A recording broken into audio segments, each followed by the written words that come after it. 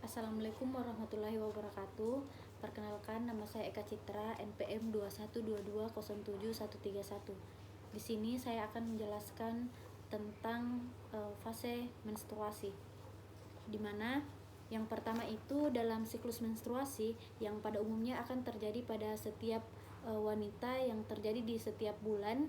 Normal merupakan suatu tahap siklus menstruasi yang paling utama. Terus terbagi menjadi 4 fase. Yang pertama ada fase menstruasi, di mana fase ini akan terjadi dengan adanya sel telur yang telah dikeluarkan oleh ovarium yang tidak kunjung dibuahi, sehingga mengakibatkan kadar hormon progesteron dan juga estrogen menurun. Setelah itu sehingga pada saat yang bersamaan lapisan rahim yang telah menebal untuk lapisan terjadinya kehamilan akan meluruh karena sudah tidak dibutuhkan dan akan keluar dari rahim sebagai darah menstruasi. Nah, selain dalam bentuk darah, biasanya juga keluar dalam bentuk lendir.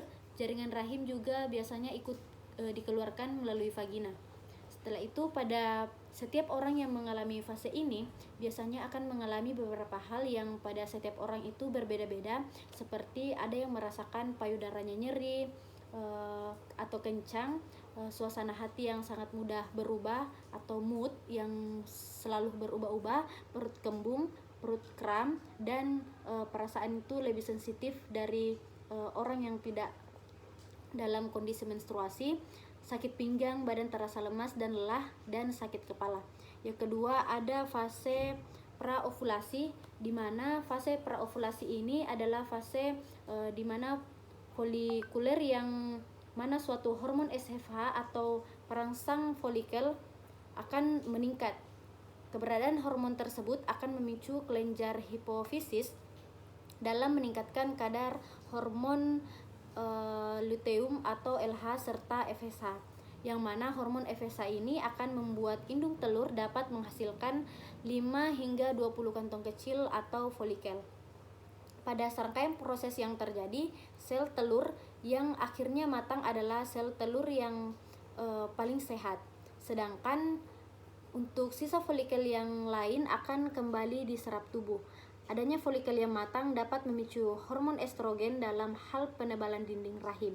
Nah, lapisan dinding rahim inilah yang menebal tersebut bertujuan sebagai tempat bagi embrio tumbuh karena terdapat banyak nutrisi.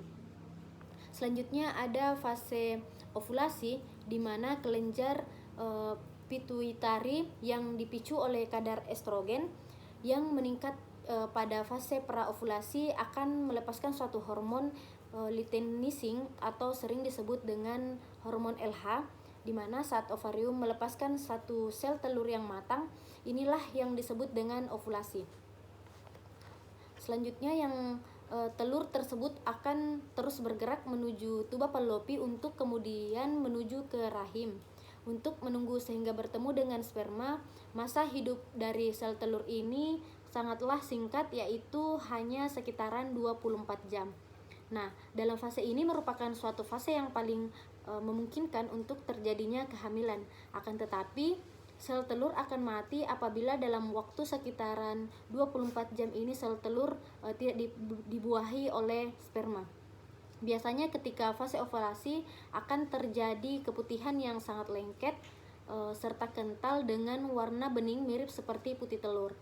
Dan saat terjadinya fase ovulasi ini, suhu basal atau suhu tubuh akan meningkat menjadi 37 hingga 38 derajat Celcius. Selanjutnya ada fase pasca ovulasi, di mana bentuk dari folikel akan mengalami perubahan folikel saat folikel melepaskan sel telur, yaitu menjadi korpus luteum yang dapat memicu keluarnya hormon estrogen dan juga hormon progesteron. Hormon yang dilepaskan pada tahap ini memiliki peran untuk menjaga lapisan rahim yang tebal serta siap sebagai tempat bagi sel telur untuk dibuahi. Hormon human chloronic gonadotropin atau HCG akan dihasilkan oleh tubuh, yang mana hormon ini dapat menjaga korpus luteum dan juga lapisan rahim selalu dalam keadaan tebal apabila terjadi proses kehamilan. Namun apabila tidak, maka korpus luteum tersebut akan kembali menyusut serta diserap kembali oleh lapisan rahim, sehingga kadar hormon progesteron dan estrogen akan menurun dan lapisan rahim akan meluruh.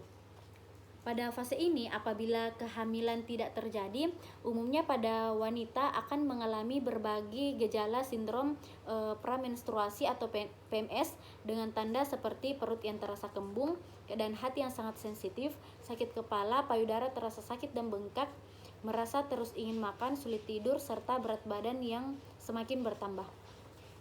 Itu saja penjelasan mengenai menstruasi. Lebih dan kurangnya mohon dimaafkan. Assalamualaikum warahmatullahi wabarakatuh.